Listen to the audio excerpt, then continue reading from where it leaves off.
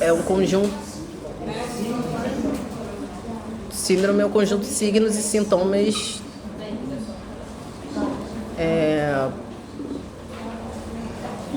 do coração, né? Em relação a arritmia, signos, conjunto de signos e sintomas. Que se caracteriza por Para dolor do coração, dor, dolor, ¿cómo se llama el dolor? Dolor precordial, ¿verdad? dolor precordial. Que se caracteriza por dolor precordial. Angina. ¿Y qué es angina? Angina é a dor. Angina é a dor. Es el dolor precordial, la angina es el dolor precordial. Pero, ¿qué es lo que está pasando en el corazón cuando hay angina? Pode ser. É uma isquemia. Injúria, isquemia, Que puede progresar hacia la necrosis. necrose. Porque en realidad lo que pasa es que el músculo o el miocardio es el que está sufriendo. Hay una isquemia por una disminución de la perfusión sanguínea en el músculo cardíaco y eso finalmente puede llevar a la necrosis, que es el infarto. O sea, la necrosis ya es el infarto. Entonces, por eso es que hay isquemia, después hay lesión, la lesión es reversible y finalmente es la necrosis. La necrosis ya es irreversible. Entonces, cuando ya ocurre la necrosis del músculo afectado, eso ya queda como una cicatriz, ya no se recupera.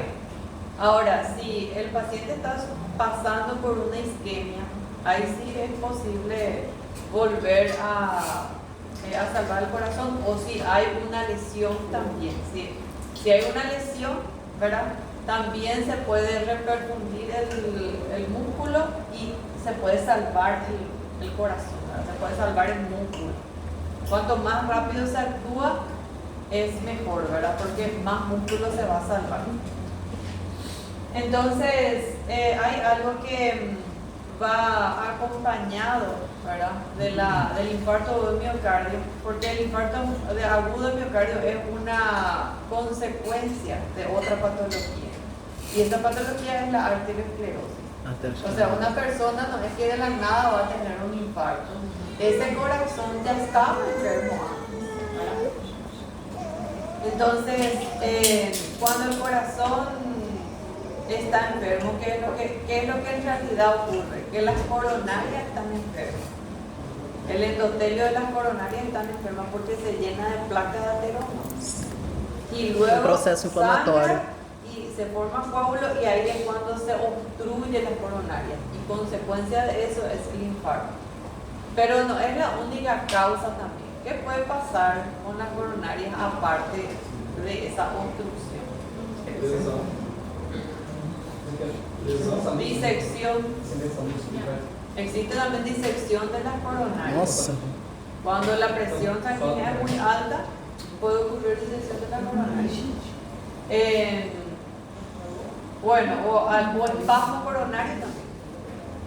El espasmo coronario es otra de las causas también de infarto. Entonces, la arteriosclerosis es una causa de infarto. Espasmo coronario es otra causa de infarto. Disección de la coronaria es otra causa de infarto. Malformaciones congénitas también, que pueden llevar al infarto. Entonces, síndrome coronario agudo. En el síndrome coronario, lo que le caracteriza al síndrome coronario agudo es el dolor precordial. Y ese dolor precordial puede ser un dolor típico o un dolor atípico. El dolor típico es el dolor opresivo, ¿verdad? Que es un dolor intenso, un dolor que dura más de 30 minutos cuando va a avanzar hacia un infarto, ¿verdad? Si es angina, generalmente el dolor dura menos de 15 minutos y cede con el reposo cuando hay angina estable. Cuando hay angina inestable a veces progresa y no cede con el reposo. Entonces,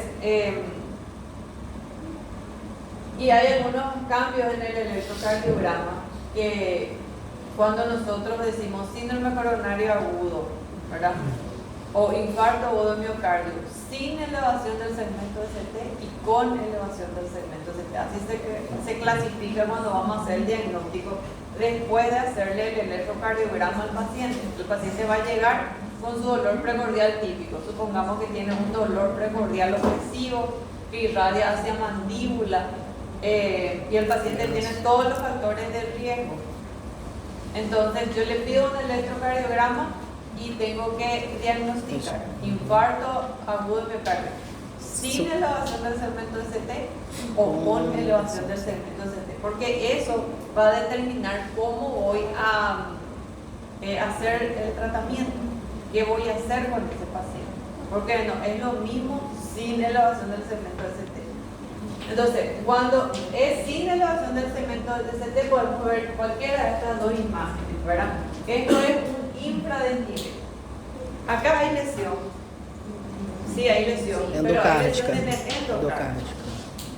Entonces, acá yo tengo más tiempo de que a lo mejor ese paciente solamente con clopidogrel y aspirinita se pueda salvar.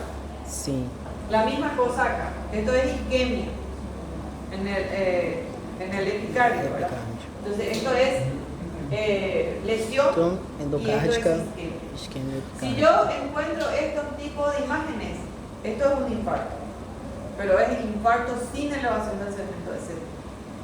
¿Cuál es la diferencia? Que yo solamente administrando clopidogrel y algún otro antiplaquetario, puede ser que ese corazón se salve con eso.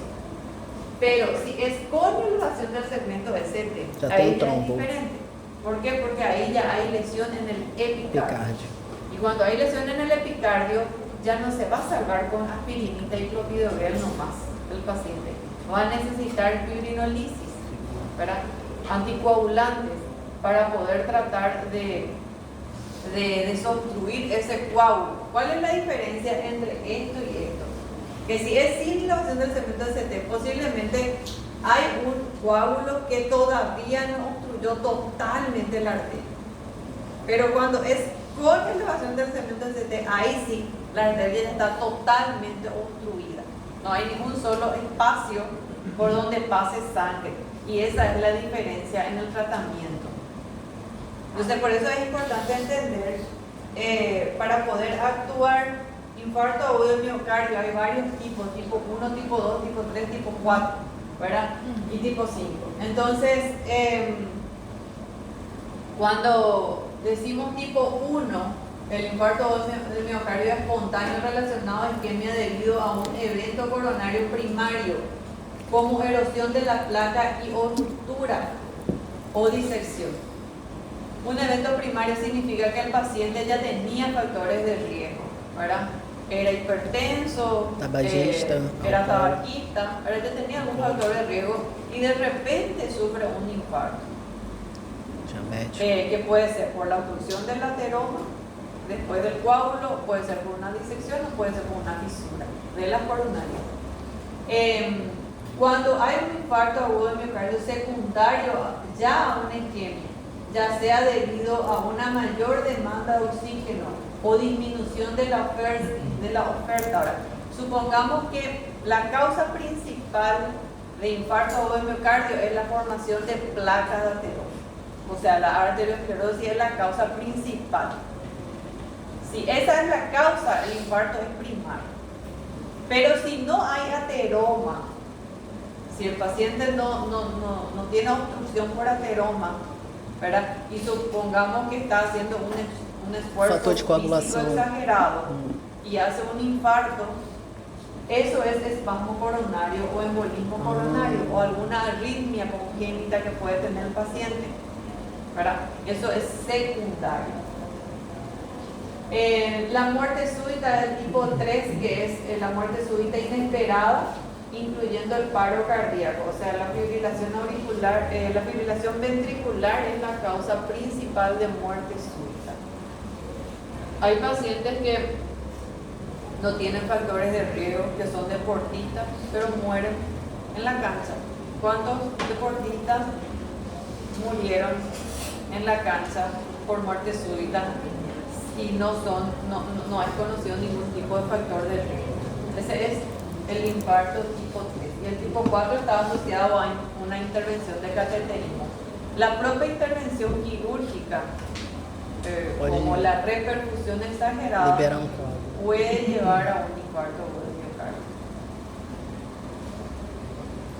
Bueno, entonces, ¿cuál es la importancia de la reperfusión? Es justamente evitar que necrose el corazón, ¿verdad? Y evitar otras complicaciones.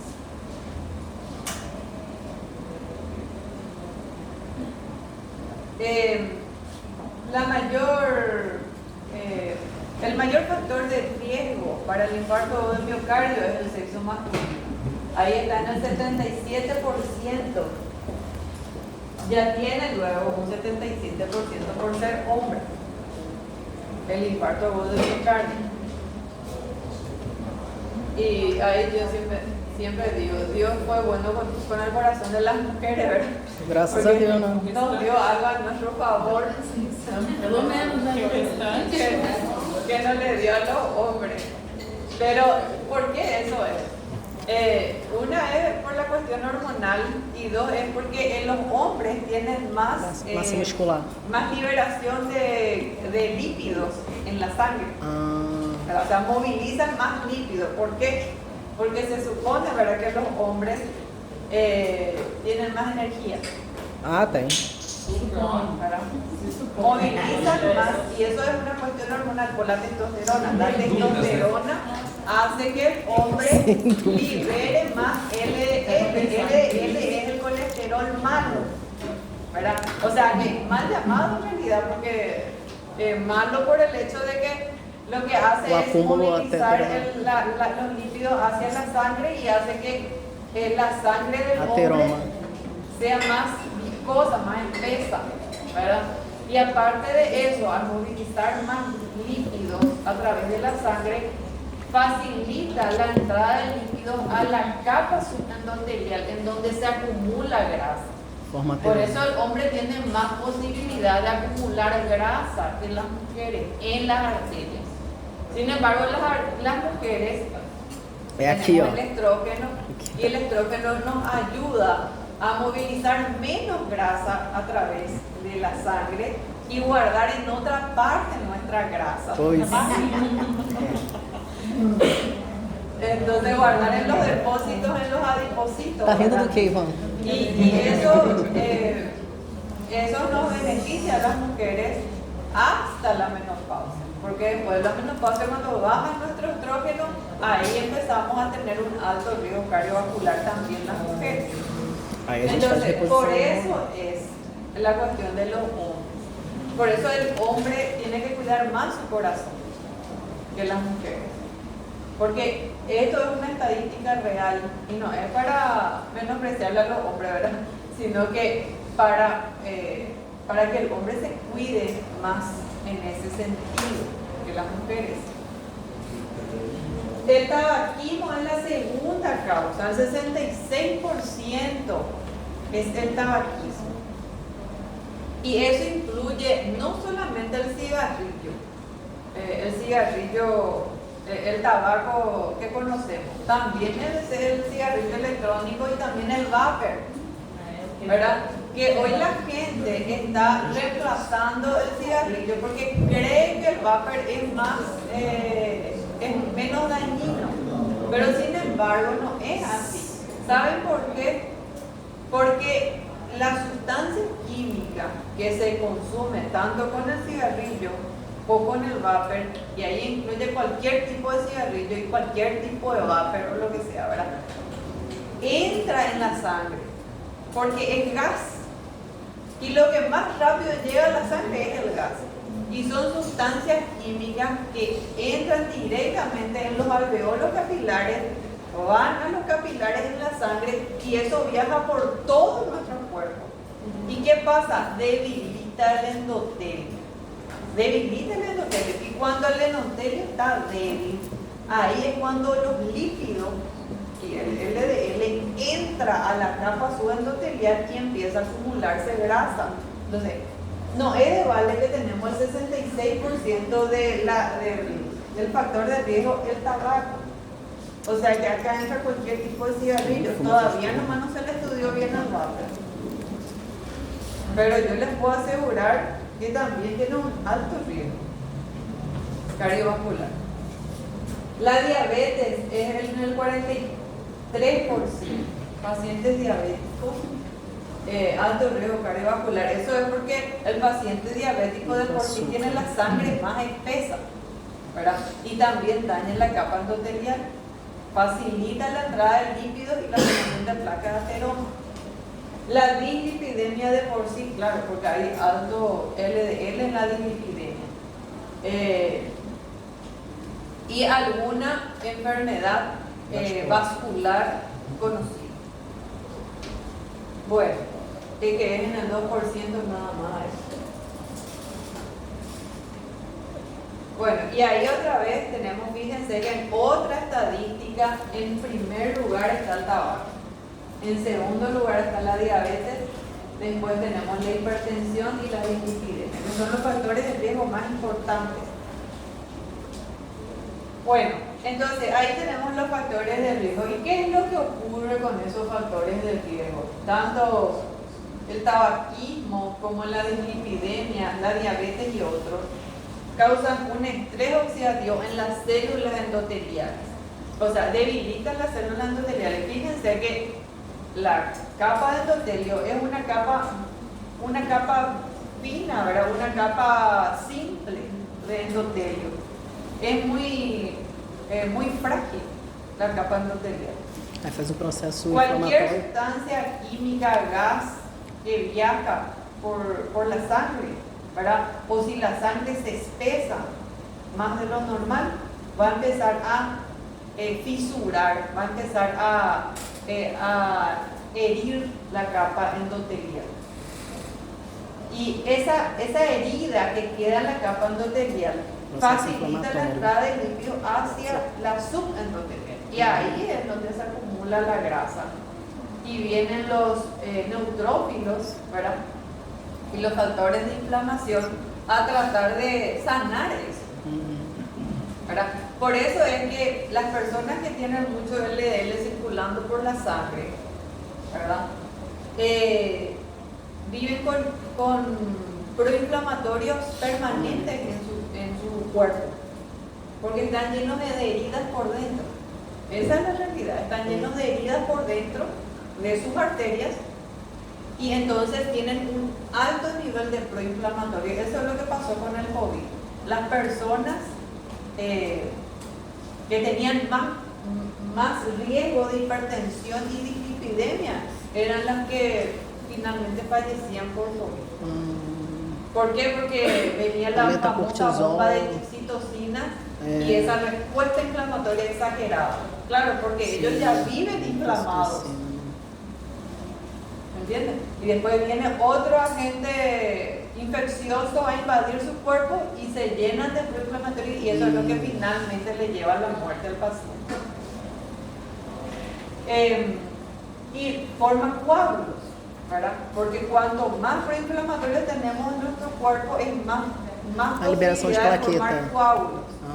Tá. Entonces, el problema con la hipertensión arterial, porque en realidad la hipertensión arterial no es un factor de riesgo, la hipertensión arterial es una É a enfermedad. lesão do endotélio. ¿Verdad? No existe un hipertenso sano, por ejemplo. O sea, el hipertenso ya es patología. Y hay gente, yo soy hipertenso, pero yo soy sano, le dice, ¿verdad? Pero, o sea que no, su arteria está enferma. No existe un hipertenso que tenga las arterias sanas, por ejemplo. ¿Por qué tiene hipertensión? Evidentemente tiene hipertensión porque su arteria está lesionada. Su arteria está llena de estrías de grasa o placa de ateroma y su endotelio permanentemente está enfermo. Y lo que hacemos con los antihipertensivos es tratar de regular esa presión. Para Y lesionar menos. capaz la placa de ateroma nunca más va a desaparecer de su cuerpo, porque esa placa de ateroma no se formó hace 2 días o hace 3 días, se formó hace 20 años, que está ahí. Y lo que hace 20 años se formó, yo necesito otros 20 años para desaparecer de su cuerpo. O sea que no se va a poder, ¿verdad? Entonces, por eso es justamente tratar con medicamentos, ¿verdad? Y claro, con el cambio de estilo de vida y todo eso que hay que insistir. Bueno, entonces la fisiopatología empieza siempre por los factores de riesgo. El tabaco, el aumento de LDL, hasta las infecciones consecutivas, porque fíjense que una persona dislipidémica y la persona hipertensa de por sí tiene su defensa baja, así como el diabético. Tiene su defensa bajas y entonces es más propenso a contraer cualquier tipo de virus o bacteria o lo que sea. Por su inmunidad, aumento de radicales libres y traumas. ¿Qué significa traumas? Que la sangre viscosa va a llevar a traumatizar el endotelio permanentemente. Ahí hay inflamación y hay una inflamación permanente con la infiltración de leucocitos y monocitos en sus arterias. Y eso evidentemente facilita cualquier tipo de sangrado. E aumenta a plaqueta, né? Sí. Aí aumenta a parte Claro, de cuando hay coagulação. sangrado va a haber agregación plaquetaria. Ahí La que forma agregación un trombo. plaquetaria va a llevar a la Fibrosis. Aí ¿verdad? Y a la formación de trombos. Eso. Y eso es lo que finalmente lleva al infarto. Porque ¿dónde se acumula grasa? Grasa No se endotelio. acumula en cualquier arteria. Pero la que está más propensa a acumular placa son las coronarias. Por eso es el primero que sufre es el corazón. Ah, entendi, viu, doutor? Bueno, después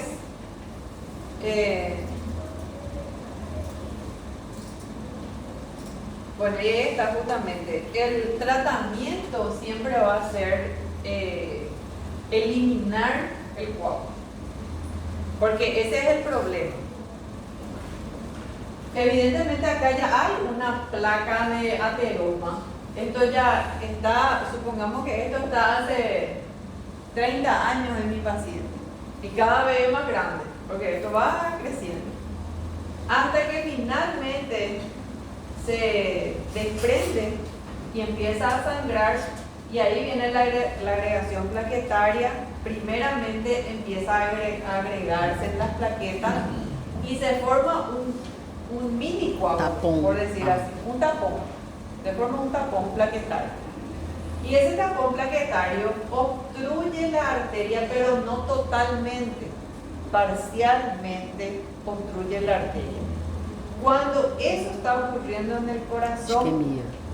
ahí es cuando ya empieza a lesionarse el endotelio del corazón. Y ahí el corazón, evidentemente el paciente que va a sentir dolor. En la isquemia luego ya va a sentir dolor. Cuando empezó esto a sangrar, rápidamente empieza la agregación plaquetaria. Y el paciente ya entra en isquemia. Y la isquemia duele. Y duele mucho. Porque el corazón ya está sufriendo. Y luego empieza, y cada vez más grande el tapón plaquetario. Y después ya empieza a lesionarse el endotelio. Ahí es cuando vemos el infradesnivel porque se lesiona el endotelio. Eso es infarto sin elevación de segmento de septo. ¿Qué hacemos en ese momento? Ahí vamos a dar los antiagregantes plaquetarios. Clopidogrel, la aspirinita, ¿verdad? Y le vamos, capaz y con eso ya vamos Heparina. a salvar ese corazón. Enoxaparina. ¿Verdad? Pero si esto sigue y ya se formó la fibrina, la fibrina no desaparece con Hay fibrinógeno. No desaparece ni con la aspirinita ni con clopidogrel. Ahí necesitamos anticoagulantes. Fibrinógeno. Fibrinolíticos. Entonces ese procedimiento ya es diferente y hay que hacer con monitoreo. O sea, yo por lo menos en mi servicio no puedo hacer fibrinolisis. Uno, porque no tengo monitoreo, ¿verdad? Y dos, porque se necesita el equipo capacitado para hacer esa intervención. Lo que hacemos es activar lo que se llama código infarto. ¿verdad? Pero para activar el código de infarto yo tengo que saber lo que estoy haciendo. O sea, todo paciente con síndrome coronario agudo que presenta un electrocardiograma con supradesnivel, para mí ya es activar el código de infarto. Sí. Sí, entonces ahí llamo, ¿verdad?, a lo que corresponde para pedir ayuda. Si el paciente está en un lugar privado y no hay forma de que llegue la gente para hacerle la fibrinolisis, tengo que derivarla a un hospital público, cosa que es muy difícil. Y lastimosamente, hasta hoy en día, ese paciente tiene que morir, no porque yo no conozca lo que tengo que hacer, Mas porque sino não que tem porque sistema. la organización del equipo no está bien estructurada. Entonces, por eso es muchas veces que siempre el trabajo de un equipo es lo que le salva a la persona. Yo siempre digo, yo nunca le salvé sola a nadie, porque eso es imposible. Qué La persona que sensación. dice, yo le salvé la vida a fulano de tal, es mentira, porque uno solo no hace nada. Siempre es el enfermero, el médico, el gamillero, el chofer de la ambulancia. Farmácia. Todo el conjunto le va a salvar a la persona. Entonces, por eso es importante conocer esas estrategias que podemos tener a mano. Mas tem contraindicação para fibrinolítico, né, doutora? Sí, vamos a ver ahora. Bueno,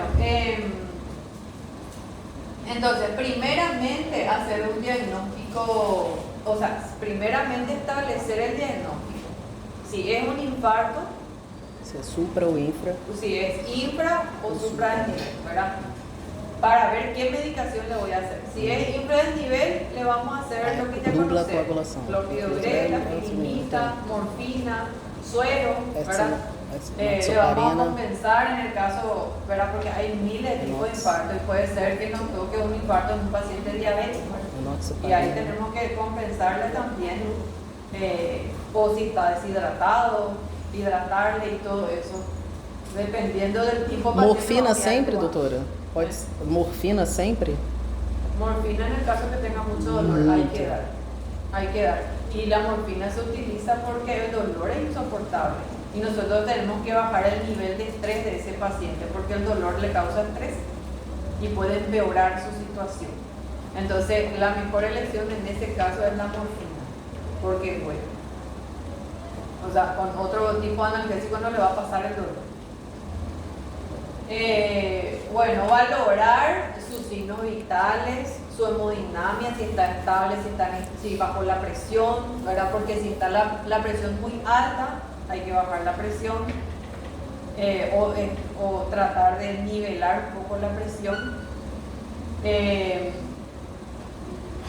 Bueno, y después finalmente ver si hay otra patología, ¿verdad? Aparte de su infarto, ¿verdad? Si es diabético, si tiene algún desequilibrio hidroelectrolítico, si tiene una enfermedad renal, ¿verdad? Eso también hay que tener en cuenta. Bueno, los biomarcadores, ¿qué son los biomarcadores cardíacos? Troponina, né? CPK, troponina positiva, CPK, MB. La fracción MB es la que se usa É o que se usa para determinar infarto. eso, la troponina I, para la Troponina I. Y el CPK MB es el que se usa para como marcadores cardíacos. ¿Y cuándo se usa eso? ¿Cuándo se piden los marcadores o los biomarcadores cardíacos? Para infra, que supra ele já te não En é cualquier qualquer síndrome coronario voy a pedir. Ah, então tá Pero en bom. cualquier caso, cuando es agudo, porque eso está aumentado hasta las 72 horas nomás. Ah, é angina, porque angina Generalmente se estável usa en não. urgencia, ¿verdad? Angina Ya sea estável não. angina, o ya sea o sospecha de angina o sospecha de infarto, igual pido. Igual hay que pedir. É porque. Bueno, ahí están los marcadores cardíacos. Bueno, y ahí está justamente la diferencia entre coágulo, ¿verdad? O un tapón, ¿verdad? Fíjense, acá se formó este coágulo y solamente obstruye parcialmente la arteria, ¿verdad? O sea, esto es sin elevación del segmento ese. La angina inestable, ¿verdad? O sea, en este momento puede haber una isquemia, si me viene una onda invertida, una onda T invertida va a ser isquemia. Y si me viene un infradesnivel va a ser lesión endocárdica. A eso se le llama angina inestable. Después, pero esto rápidamente puede avanzar a esto, porque esto está a la mitad nomás y esto se puede taponar completamente. O sea que si yo acá ya puedo actuar. Si yo acá actúo, puede ser que esto nunca ocurra, ¿verdad? Pero si avanza y el paciente, supongamos que rápidamente avanzó, sí poder acudir al hospital y avanzó ya hasta esto. Doutor, e naquela fase ali, pode ser que o coágulo saia e vá ao cérebro? Não, ele não sai dali não. Normalmente es muy difícil que ocurra esto, ¿verdad? Porque el problema está en la coronaria. Coronária. A no ser que el coágulo se formó en otra parte, ¿verdad? Generalmente las personas que hacen ACV pueden ser las personas hipertensas, ¿verdad? Una persona hipertensa puede tener infarto, puede tener ACV, ¿verdad? Porque el ACV puede ser hemorrágico, puede ser isquémico. Y una persona, por ejemplo, una persona que es hipertensa y vive con su fibrilación auricular, porque la persona hipertensa tiene un 60% de tener fibrilación auricular y el no saber o no darse cuenta que tiene fibrilación auricular. Por eso es importante hacer el electrocardiograma en las personas hipertensas para descartar algún tipo de bloqueo de arritmia, porque cuando tiene algún tipo de bloqueo de arritmia, lo más probable es que haga más coágulos. Y si hay fibrilación auricular, hay que tratar con anticoagulantes para evitar justamente que se formen coágulos, porque la fibrilación auricular lo primero que hace es formar coágulos. Y ahí justamente, fíjate que se va a formar coágulo en la aurícula y eso va a pasar al ventrículo derecho o al ventrículo izquierdo y ahí va a empezar a esparcirse por todos lados los coágulos, que lo primero que ocurre es que se va a la cabeza y se obstruye en alguna parte del cerebro. Y ahí es que ocurre la Obrigado. Bueno, y entonces si ocurre esto, ¿verdad? Y acá sí ya se va a ver el supradesnivel, y esto ya es infarto en el epicardio. Cuando hay infarto en el epicardio quiere decir que esto rápidamente puede llegar a la necrosis. Y acá sí o sí hay que hacer fibrinolisis, porque si no se hace la fibrinolisis no va a poder superar esto. Yo le puedo hacer acá clopidogrel y le puedo hacer aspirina, pero heparina. Eso no va a salir. Não vai sair. Cuando no se va a desobstruir solamente con antiplaquetario, porque ya es un coágulo lleno de fibrina. Entonces hay que hacer la fibrinolisis sí o sí. Bueno, entonces, la fisiopatología de los síndromes coronarios agudos. Y acá justamente, este es el endotelio. Esta línea negra acá es el endotelio. Y detrás del endotelio está la capa subendotelial. Acá es donde se acumula lípido. ¿Y qué lípido se acumula? Colesterol. Colesterol es lo que se acumula ahí. ¿A través de quién? A través del LDL, que es el que le transporta, ¿verdad? Entonces, por eso se le dice colesterol malo, porque es el LDL, ¿verdad? Que es un lípido de alta densidad, o de baja densidad, mejor dicho, que le va a transportar al colesterol hasta acá. Y esto se va a ir acumulando en forma de una placa. Primeramente va a haber estrías, y las estrías son microscópicas. Las estrías de grasa son microscópicas. ¿A partir de qué edad se puede acumular estrías de grasa? 40. ¿A partir de qué edad se puede empezar a formar estrías de grasa en el endotelio? Sei, 40. ¿Más? Mais cedo, gente. ¿A partir de qué edad? Sei, doutora. Não me desanima não, gente. 30 años, 40? 40 años. Quem chuta aí? Pô, 25, mas faz isso não, tristeza. 30 más. Eu chuto 35, 40. Não, 50 eu não passo. 50 meu pai já era pertença pra 25 a 40 años. Ela não, a professora é 20 anos, 25 que ela vai mandar logo. ¿Eh? ¿Cuánto? 11 años. 12 años. Bueno, ustedes saben que placa de ateroma se vio ya en un niño de 14 años. Ai, meu Y coração. para que eso llegue a ser placa, se necesita de 10 a 20 años para que se forme una placa. Quiere decir que si ya se encontró una placa en un niño de 14 años, ¿a Mas qué edad vem- comenzó a formar estrías? Pô, quando, desde, útero. O sea, que nació con A mãe já comia gordura pura. En niños de un año É, porque a mãe já comia ya gordura se pura. ve estrías de grasa. Un año de edad. O sea que ya empieza a acumular y cuando tiene 14 años ya tiene placa. Meu O Deus. sea, ese niño de 14 años quiere decir que a los 30 años ya va a tener un infarto. Mas antes, deve ter, antes dos 30. Cada vez más antes. Cada vez Antes. es más antes. ¿Verdad?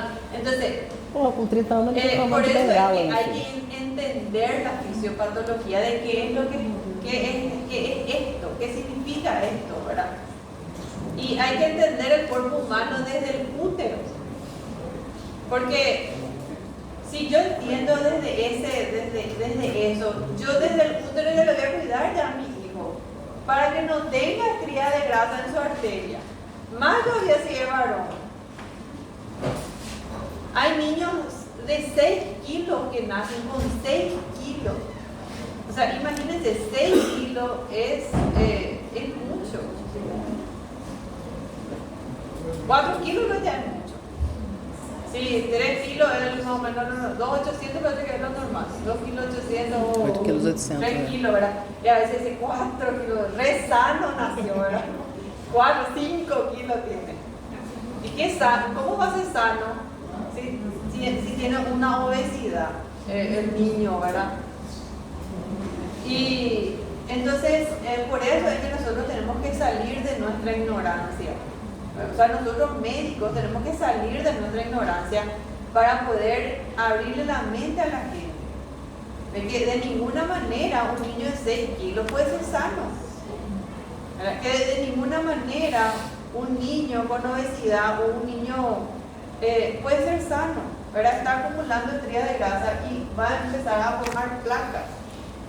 Y eso es un alto riesgo cardiovascular.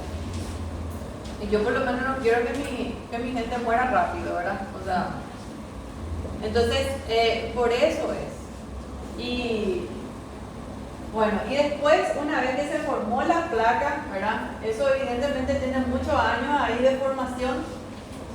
Pero esto ya está debilitado, ¿verdad? Que es el endotelio, ya está débil, ya está inflamado. ¿Por qué? Porque esta placa es un cuerpo extraño, eso no tiene que estar ahí normalmente. Ya. Mi cuerpo va a entender que esto tiene que ser expulsado. ¿Y quiénes le van a expulsar? Y le van a Mediadores expulsar inflamatorios. los macrófagos y los neutrófilos que van a venir a tratar de fagocitar y no van a poder fagocitar la grasa. Aí aumento de mediadores inflamatórios. Entonces van a empezar a aumentar los mediadores inflamatorios todo el tiempo. Esta persona va a vivir con proinflamatorios toda su vida. Aí libera mais plaqueta e forma Sí. trombo. Tá. Y ahí se va a empezar a debilitar más porque esto está inflamado, esto está débil y cualquier cosita va a causar una herida que va a sangrar. Y al sangrar van a venir las plaquetas, se van a agregar y se va a empezar a formar el tampón. Ahí ya va a haber isquemia y va a haber lesión endotelial, endocárdica. Y después finalmente el infarto, ¿verdad? Entendido, Cuando ya profesor. se obstruye totalmente la coronaria. ¿En dónde se acumulan esas placas? No En las endotelio, coronarias. nas En las coronarias se coronarias. acumulan esas Endotelio, placas. coronario. También en la aorta y en otros lugares, pero en donde más se acumula es La ahí, coronaria. en la coronaria. ¿Por qué? Porque es una víscera. La coronaria es una víscera en donde normalmente hay grasa, así como en el hígado. El hígado normalmente tiene grasa alrededor, ¿verdad? Y eso es normal. Que nosotros tengamos grasa alrededor de nuestras vísceras es normal. Lo anormal es que tengamos más de la cantidad que tenemos que tener, Ah, como tudo, né? ¿verdad? Entonces, así también es en el corazón. Bueno, la reperfusión es algo que antes se creía que no se tenía que hacer, pero hoy se sabe que sí salva. Cuanto más rápido se hace la reperfusión con fibrinolisis, es mucho mejor para ese corazón, porque el corazón se puede salvar. Acuérdense que cuando yo veo el supradesnivel, todavía no hay necrosis, hay lesión en el epicardio. Quiere decir que ese corazón sí se puede Se salvar. pode salvar. Y cuando más rápido hago, esa lesión va a ser reversible. Lo que yo no quiero es que llegue a la necrosis, porque cuando es necrosis ya no se puede salvar. Por eso es que esto es un elemento muy importante que tenemos que conocer, ¿verdad? La reperfusión puede tener consecuencias, sí, cuando no se hace de forma adecuada. Supongamos que yo médico, por eso tiene que haber todo un equipo para hacer la fibrinolisis, ¿verdad? Y supongamos que yo médico diga, bueno, veo en el paciente viene con síndrome coronario, ¿verdad? Viene con su dolor precordial y yo le hago un electrocardiograma y veo que hay un infradesnivel. Cuando hay infradesnivel y no hay supradesnivel, no conviene hacer fibrinolisis. ¿Por qué? Porque quiere decir que la coronaria todavía no está totalmente obstruida.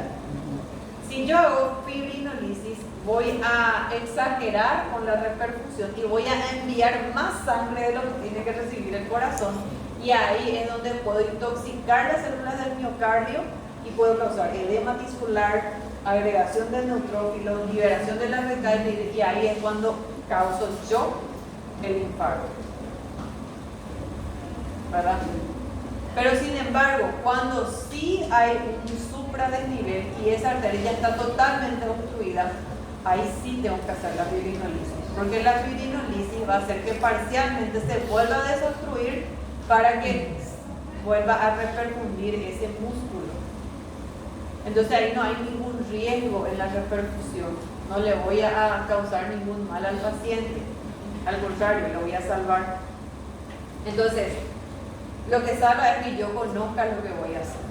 Porque por más que yo no tenga el equipo necesario en la unidad en donde estoy trabajando, si yo sé y conozco y hago con propiedad las cosas, yo médico voy a agarrar el teléfono y le voy a llamar al jefe de no sé dónde, ¿verdad? Y le voy a decir, acá yo tengo un paciente que está con síndrome coronario agudo y veo supradesnivel en tal y en tal derivación, ¿verdad?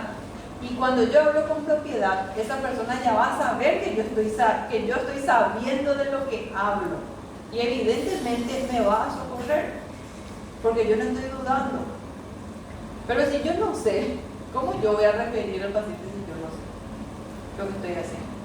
Entonces, esa es la importancia de conocer en dónde estamos parados y qué es lo que vamos a hacer con ese paciente. Bueno, entonces, el dolor precordial puede ser típico o puede ser atípico. El dolor típico o la angina típica es el dolor que tiene una localización retroesternal, ¿verdad? Porque el dolor es precordial, o el dolor precordial opresivo, Que pode ir a outro lugar. La frecuencia, ¿verdad? Tiene una duración continua, ¿verdad? Porque no es que duele de forma intermitente, duele continuado, duele de forma continua. irradia. La intensidad y la duración es importante. Si es menos de 15 minutos, posiblemente es una angina inestable. Si duele más de 30 minutos, ahí es más probable que sea un infarto. O sea, cuanto más tiempo duele, más posibilidad de que esté más impactado ese corazón. Y la intensidad siempre es intensa, porque el paciente describe como un dolor insoportable. Las características es que irradia, ¿verdad? Irradia a mandíbula, a espalda, a epigastrio, a brazo izquierdo, o inclusive a brazo derecho puede irradiar, o a hombro. ¿Hay causa desencadenante? Sí, puede desencadenar un ejercicio físico, puede desencadenar el consumo de tabaco, puede desencadenar el consumo de una droga, puede desencadenar el consumo de un alimento. Estrés. El estrés, las emociones, ¿verdad? La alegría, hasta la alegría excesiva puede desencadenar un infarto en un corazón enfermo, por supuesto, ¿verdad?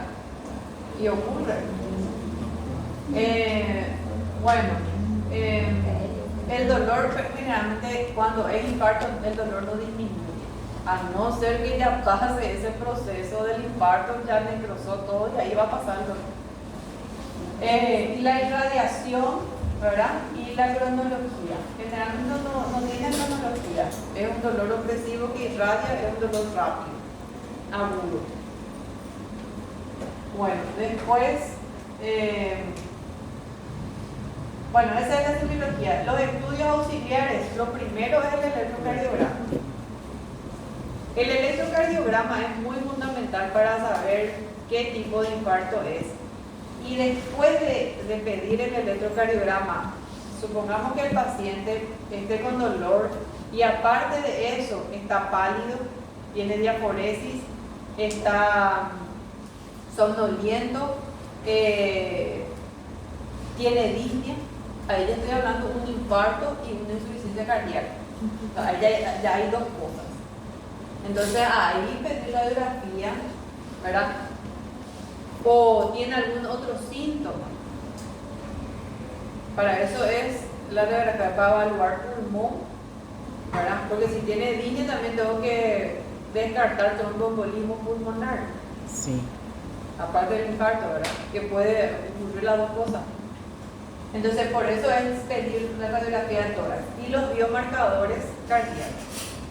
Esos tres elementos son fundamentales para el hemograma, electrolitos también. Yo por lo menos siempre pido hemograma, electrolitos, biomarcadores, electrocardiograma en primer lugar.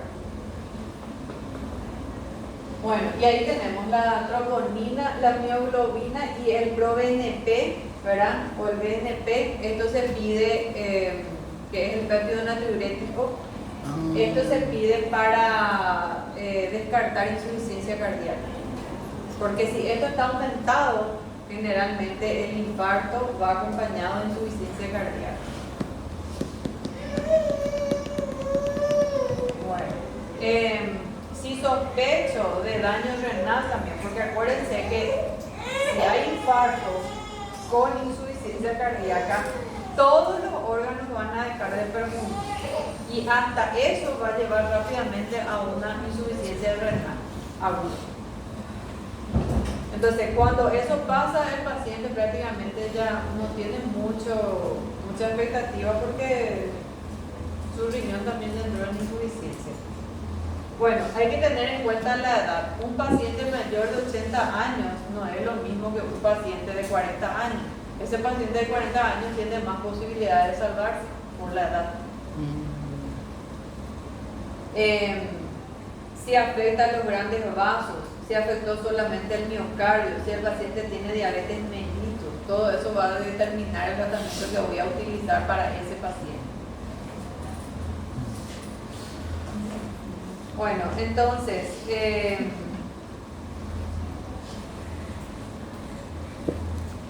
la estrategia terapéutica, siempre cuando nosotros tenemos un síndrome coronario agudo, lo que tenemos que pensar es que ese coágulo tiene que salir de ahí. Y si yo tengo un paciente con síndrome coronario agudo sin elevación del segmento ST, la mejor opción que tengo son los antiplaquetarios. Y en ese caso, las elecciones que tenemos acá es la aspirinita baja dosis, que por lo general se usan aspirinitas, ¿verdad? O ácido acetilsalicílico de 125 miligramos. Generalmente son 2 a 3 comprimidos que se le dan. Eso es rápido. 75 miligramos de clopidogrel. Está consciente y todo eso, se le 4 de administra por vía clopidogrel. oral. Direto, doutora? 3? Directo, 3. E 4 clopidogrel, 75 De miligramas. 2 a 4 clopidogrel de 75 5 miligramos. miligramos. ¿Verdad? Entonces con eso yo prácticamente ya estoy salvado. Pode usar Sí, y ahí hay que enoxaparina. evaluar si el paciente está con la presión muy alta, hay que bajar la presión también, ¿verdad? Enoxaparina também. Si el paciente está deshidratado, hay que hidratar. Especialmente con suero Rinker, si el paciente es hipertenso, utiliza suero Rinker. Menos Si sódio. no, si el paciente está con una presión baja, puede usar suero fisiológico. Fisiológico, mais sódio. Bueno. É sim, cara. Depois você vai Pero acostumando. fíjense que esta medicación de los antiplaquetarios puedo hacer hasta en la casa. ¿Verdad? No hace falta ni siquiera que esté en el hospital para hacer eso. Sim. Se puede hacer y también no hace falta ni siquiera que tenga un electrocardiograma. Porque si yo conozco la clínica de una persona, ¿verdad? Y yo estoy sospechando de que está infartando, en la misma casa o en la ambulancia o en donde yo esté o en Ya el pode propio fazer. consultorio yo puedo hacer eso porque es por vía oral. Aham. Y con eso capaz ya le voy a salvar al paciente. Y después pido todo el electro y todo lo que tiene que ser. Lo que tenemos que buscar es estabilizar la placa. Porque esa placa, si el Es paciente está inestable. con una angina inestable, hay que estabilizar la placa.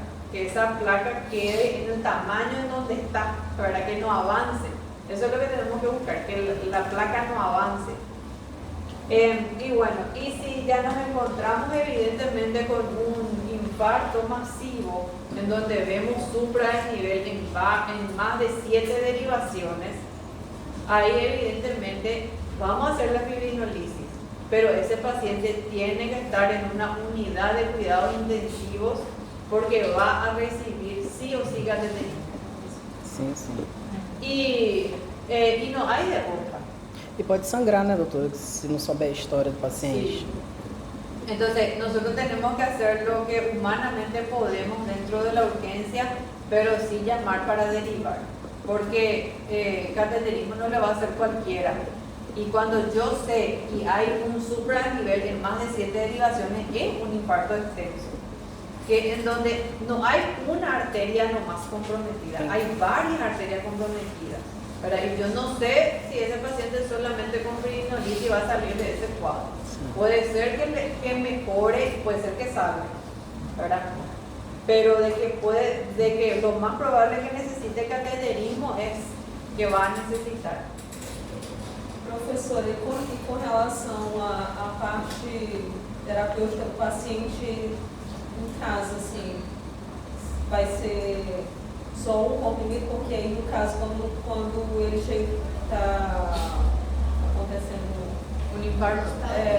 aí são 3, né? No caso, Sim. 3 Tres comprimidos de... Tres ya es, de 2 a 4 si tenés la aspirina, ¿verdad? Porque viene la aspirina de 350 miligramos. Le puede dar un Uno. comprimido de aspirina para que va a ser lo mismo que le dé 3 aspirinitas, Sim, claro. ¿verdad? Y que le des el clopidogrel de 75 miligramos. Mas Con que le des 2, ya le va a caso ayudar. vai ser só... Não, pós-cateterismo, quando o paciente estiver em casa, não é isso? Aí Sí, eso- continua pero eso es com... como primer auxilio nomás. Sim, mas aí pode continuar com a S e clopidogrel em casa, Claro, mas eso em no te baixa... garantiza de que su infarto no va a avanzar. Sim, Eso no te garantiza que su infarto, porque si es un infarto masivo que él tiene en el momento que hace infarto, puede ser que le ayude, así como puede ser que no le ayude. Por eso justamente esos pacientes son pacientes graves, que sí o sí yo no les puedo tener ni en mi casa ni en la urgencia. Tiene que derivarse sí o sí. não, mas aí pós Cateterismo, pós-cateterismo, o paciente teve alta. Vai para casa com a medicação AS clopidogrel contínua para todo sempre. Va a continuar por lo menos por 1 a 3 meses. Sim. Sí o sí. Va a continuar con su anticoagulante. No solamente lo Mas aí diminui a miligramagem, né? Y sí.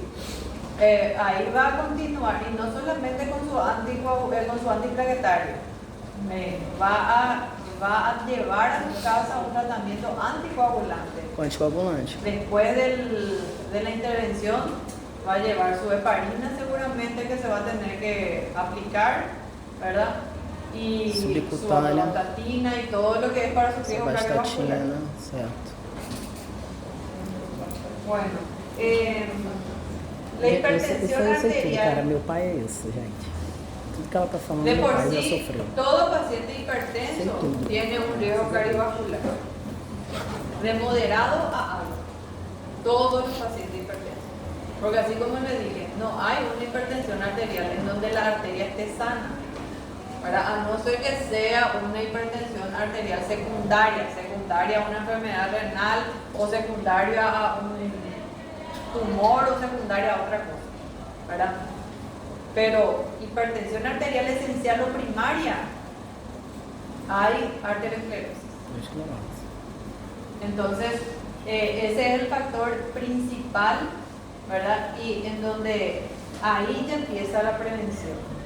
Pacientes por eso se calcula el riesgo cardiovascular de los pacientes hipertensos, ¿verdad? ¿Y cómo voy a calcular el riesgo cardiovascular? Voy a calcular por su índice de masa corporal, por su cintura abdominal, por su grado de hipertensión arterial, ¿verdad? Y por sus lípidos. Y si es diabetes. O sea, esos cinco cosas que tengo que tener en cuenta. Porque si es hipertenso y es diabético, los ya tienen doble de riesgo. Si tiene dislipidemia, tiene el triple. Si consume tabaco, 4 puntos más, ¿verdad? Y así sucesivamente, cada vez va aumentando más, ¿verdad? Entonces, cuanto más riesgos hay, ¿verdad? O cuanto más patologías agregadas hay, más riesgo va a tener ese corazón. Y lo que yo tengo que procurar como médico es disminuir los riesgos. Si es hipertenso, tengo que controlar la hipertensión. Y muchas veces, si yo ya tengo que tratar de ser lo más, ¿cómo es? Lógico posible. Tengo que tener un ojo clínico para poder hacer ese diagnóstico y para poder llevar un tratamiento. Porque yo, si tengo ojo clínico y yo le veo a ese paciente no como una hipertensión arterial, sino como una persona y que es un todo, ¿verdad? Yo le voy a preguntar a esa persona hasta cuál es su comida favorita. Claro. ¿Por qué? Porque estilo de vida, ¿no? Si ese paciente me dice, yo no voy a dejar el chancho frito o el cerdo frito, Sedentarismo. yo no voy a dejar de comer la empanada frita, porque no puedo, te dice. Evidentemente, ahí lo que te está diciendo de que él no va a dejar de comer eso que le hace mal y que necesariamente voy a tener que darle su antihipertensivo, porque él no se va a cuidar, ¿verdad? Ahora, si el paciente me dice, sí, a mí me gusta la fruta y la verdura, yo voy a hacer, porque a mí me gusta comer. Bueno, ese ya es otra actitud. Entonces, ese paciente puede ser que con su alimentación ayude, ¿verdad?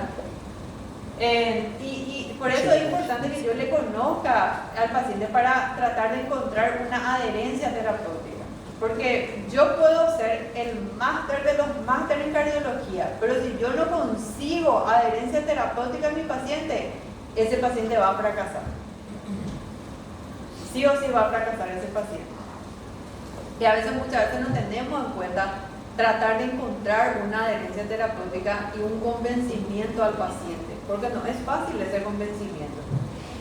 Acuérdense que la hipertensión engloba todas otras patologías. Está la arteriosclerosis, está el tabaquismo, está la obesidad, que de por sí la adiposidad es una patología, Sedentarismo. ¿verdad? Y que eso tiene que ser controlado y que evidentemente yo no, a una persona que tiene adiposidad, ¿verdad? Yo no le voy a convencer y no le voy a decir, ¿sabes qué? Baja de peso. O sea, es nada, no se va, no es tan fácil.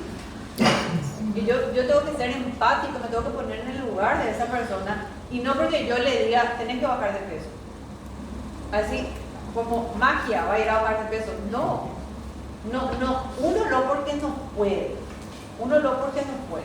¿verdad? Y dos porque tiene que ser un proceso, ¿verdad? Como todo, tiene que ser un proceso donde va a haber seguimiento y donde paulatinamente voy a buscar las estrategias para cuidar de ese corazón. Entonces tengo que saber a quién le voy a dar enalapril, a quién le voy a dar losartán, a quién le voy a combinar losartán con diurético, ¿verdad?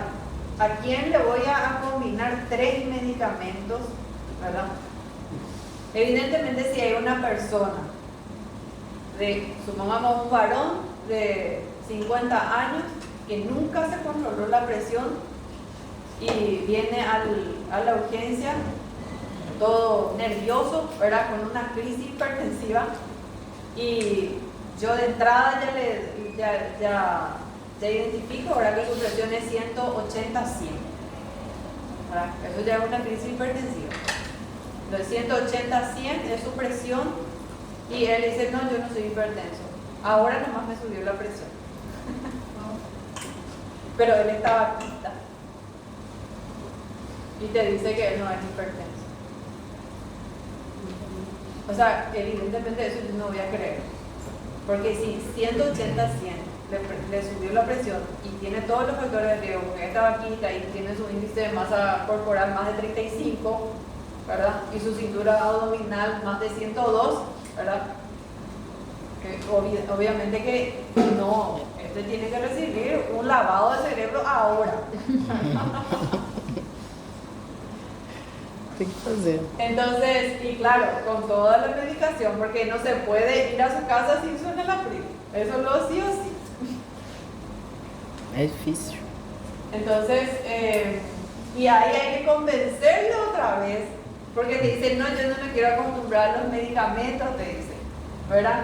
Y ahí yo le tengo que explicar que el enalapril no le va a descomponer su estómago, que el enalapril no le va a dejar drogadicto, ¿verdad? No le va a hacer drogadicto, que no le va a hacer nada, ¿verdad? El enalapril es una droga tan noble que si Perdeu yo o uso libido, o homem fica com medo de perder o correctamente, libido. le va a salvar la vida, eso es lo que va a hacer. Ah, minha filha, tu vai ver só. Pero hay que hacerle al paciente que desaprenda todo lo que la sociedad le dice, ¿verdad? ¿Por qué? Porque la sociedad le dice, te vas a acostumbrar a los medicamentos. La sociedad le dice, eso te va a, Perder o no te va a libido. hacer dormir más. Vai ¿verdad? perder o libido.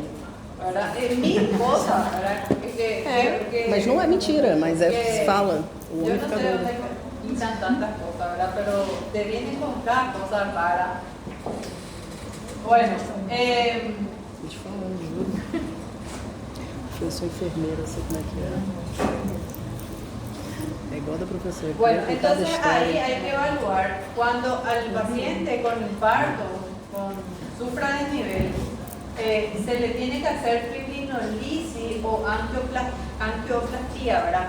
La angioplastía es hacer el cateterismo y colocar el stent. Bueno, esto es más difícil. ¿Por qué? Porque es un procedimiento súper caro. Si bien en IPS hace una angioplastía gratis, o sea, el procedimiento hacen gratis, pero el stent nadie te compra. Y un stent está 40 millones de guaraníes. No sé cuánto es, 20.000 reales por ahí ha de ser. Mais 30.000. 30.000 reales por ahí ha de ser un stent. Y un paciente puede ser que necesite 2, No Brasil de o graça. puede ser que necesite 3, ¿verdad? O sea que para hacer una sola intervención, ¿verdad? De algo que pudo haber evitado ya hace 10 o 20 años, va a tener que vender su casa, que le costó hacer 20 años no su casa, y pagar su terreno. A doutora sim. Entonces va a tener que vender esa casa para poder hacer una intervención en una hora.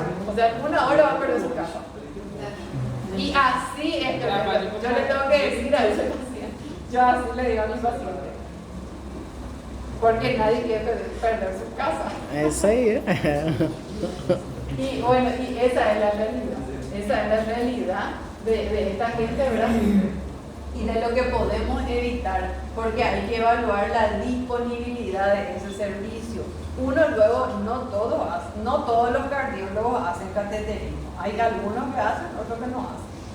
Y si tengo suerte, voy a encontrar acá en Tesai, voy a encontrar cada un mes que venga alguien a hacer, ¿verdad? O si no, se le tiene que trasladar al paciente. Yo ni siquiera sé tiempo si ese paciente va a llegar todavía después del traslado para hacerse. Y lo que salva es la fibrinolisis. ¿Por qué? Porque esto tenemos más disponible, es más accesible. Hay más gente que puede hacer esto, ¿verdad? Hay equipos que pueden hacer. Entonces tenemos una disponibilidad al 100% para hacer esto y eso le salva al paciente.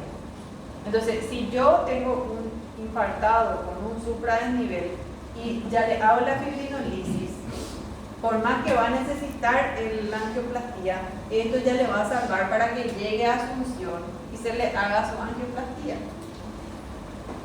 Entonces, por eso es importante reconocer y actuar lo más rápido posible. Entonces, actuar de forma primaria versus la fibrinolisis temprana es lo que le salva al paciente. ¿Y qué significa actuar de forma primaria? Tratar ya la hipertensión arterial, tratar ya la obesidad, tratar ya el tabaquismo. Para eso es lo que salva. Y que si ocurre el infarto, se pueda llegar a hacer la fibrinolisis lo más rápido posible. Bueno, si no consigo hacer la fibrinolisis, por lo menos tengo que tratar de anticoagularla. Y ahí tenemos la enoxaparina, que es uno de los anticoagulantes que usamos, ¿verdad? O la heparina. Y tenemos el ácido acetil salicílico más el clopidogrel y más la heparina, que es lo que normalmente hacemos, ¿verdad? Yo tuve un caso de un paciente que hizo él era un paciente diabético y él no tuvo dolor precordial. Él tuvo una molestia abdominal, ¿verdad? Y llegó pálido, sudoroso, con disnea, estaba con disnea y estaba con presión baja. Entonces, y estaba somnoliento, totalmente somnoliento. Y lo primero que hicimos evidentemente es hidratarlo, porque cuando nosotros le tratamos de determinar su glicemia capilar, el aparato no reconocía luego el valor de tan alto que tenía. O sea, nosotros cuando la esposa me dijo, él es diabético y no se estaba cuidando, ahí yo le dije, bueno, su glicemia está por las nubes, porque el aparato no determinaba luego el valor de su glicemia, porque el aparato determina hasta 400, a veces hasta 600, cuando es más de eso ya no determina. Entonces, rápidamente lo que hicimos es hidratarlo porque estaba deshidratado, ¿verdad? Y bajar ya la glicemia. Entonces ya le hicimos insulina y con eso bajó un poco, ¿verdad? Ahí bajó a 480 por ahí su glicemia. Después sí ya pudimos determinar la glicemia. Cuando mientras le bajábamos ya le hicimos el electrocardiograma y salió supradesnivel, o sea, infarto inferior, hizo el señor. Y salió supradesnivel y ahí evidentemente yo ya activo el código infarto, ¿verdad? Y le llamo a la gente acá de Ciudad del Este que supuestamente no tenían lugar, que no sé qué cosa, miles de excusas te ponían, ¿verdad? Y mientras eso yo no puedo esperar, ya le hice sus 3 aspirinitas, ya le hice su clopidogrel y ya le hice su enoxaparina.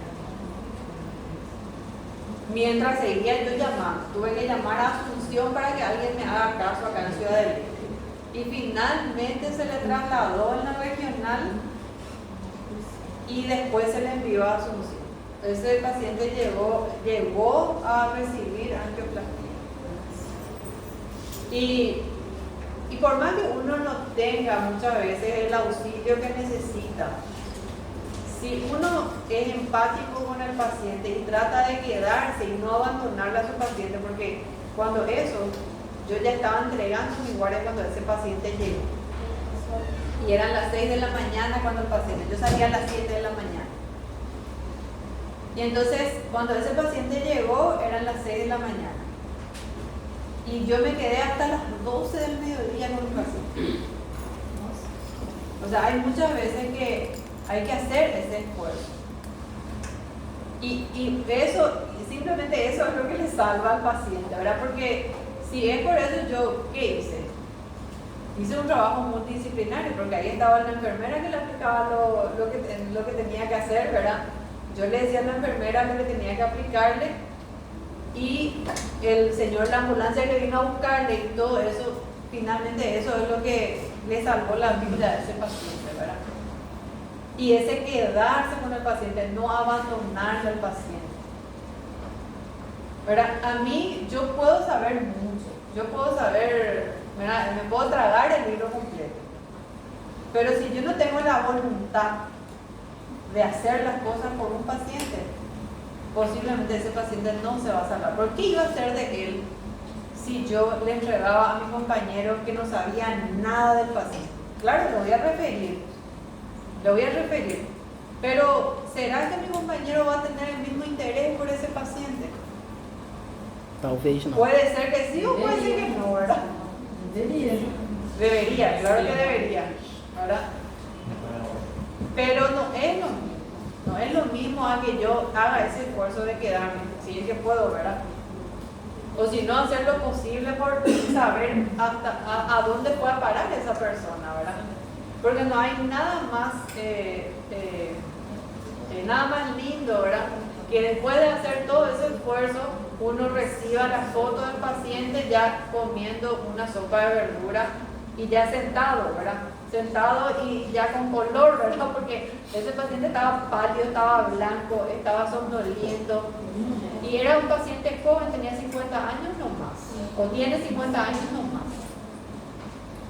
Y entonces, esa parte es importante también.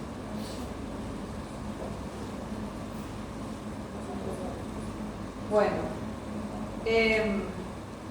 justamente anteriormente se decía no a la repercusión, pero hoy ya está eliminado ese no. Sí es bueno hacer la repercusión, especialmente en los infartos con supradesnivel.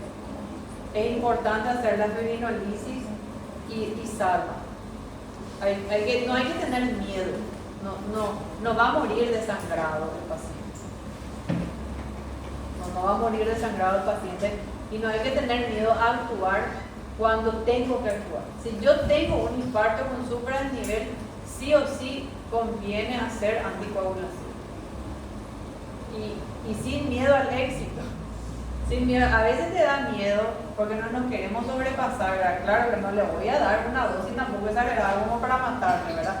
Pero le voy a dar la dosis habitual que se usa y que tiene que ser, ¿verdad? Para tratar de salvar por lo menos algo.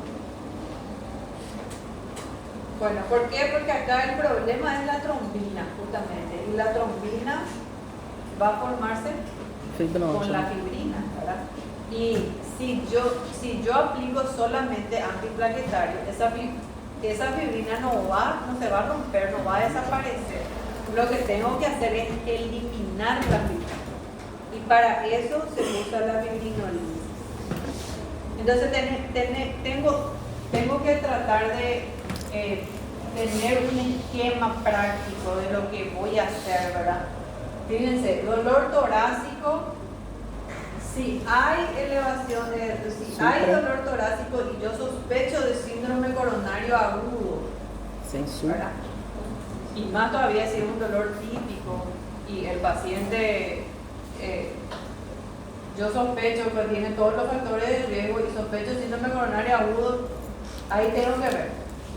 ¿Con elevación del segmento ST o sin elevación del segmento ST?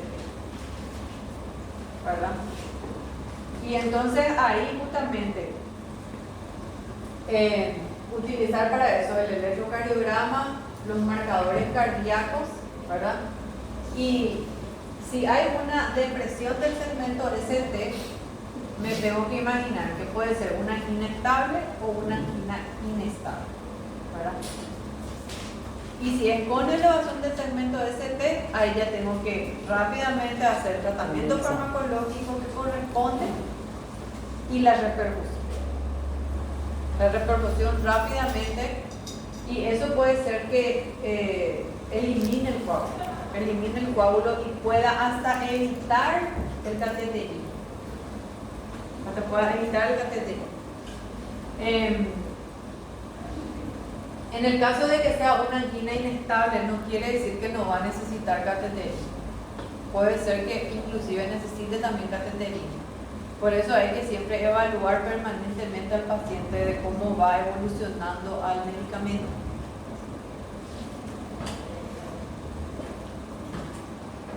Bueno.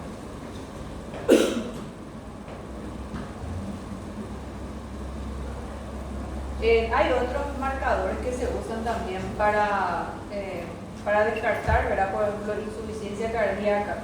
El ProBNP, que es el periodo natriurético, se usa para determinar si hay insuficiencia cardíaca. Y el PCR. El PCR normalmente cuando hay infarto también está aumentado. ¿Por qué? Porque es inflamación, ¿verdad? Entonces eso también va a estar aumentado, la troponina y aumentada. Ah, é verdade, PCR. Bueno, entonces la conclusión para la reperfusión cuando hay infarto o miocardio con elevación del segmento de CT es la propuesta valorar cada caso, disponibilidad del método, si tengo disponible, porque si yo sé que no voy a conseguir hacer la fibrinolisis, tengo que buscar otra terapéutica, ¿verdad? Y ahí lo que tenga yo a mano tengo que hacer, algo tengo que hacer con el paciente. Sí o sí tengo que hacer algo con el paciente, lo que tenga disponible. Combinación de métodos y tiempo de angioplastía temprana. Entonces, lo que salva al paciente es el tiempo y la eficacia de lo que voy a hacer. Bueno, y hasta ahí llegamos. Vai ter chamada? Doutora, me manda. Chamada.